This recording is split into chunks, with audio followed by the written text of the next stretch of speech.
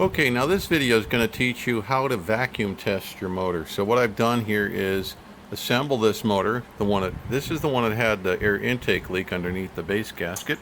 I put a spark plug in there with a torque, and I've torqued it down with a gasket so that the entire motor is sealed up.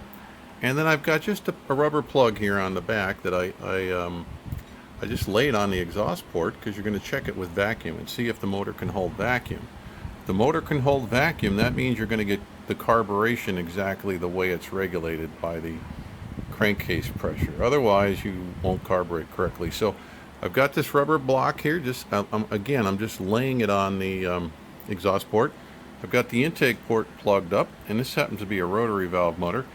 And then I just go into the intake port where the pulse comes to the carburetor, and then using I happen to have a snap-on one, but any good vacuum pump, Harbor Freight sells one for pretty reasonable. And then I've put a T-fitting in, and it goes over to my gauge. I'm going to just use this as a gauge, even though this little Mighty Vac hand tool will still create crankcase pressure. It's difficult to put that much pressure through.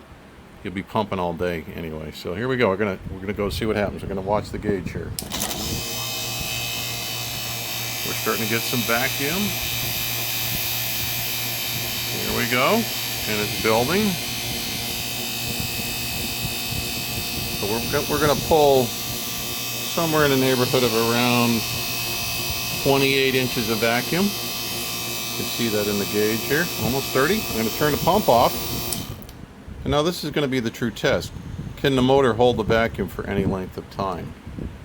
And I have, again, no pressure on the rubber exhaust port. You can see it just sitting there loosely on top of the port.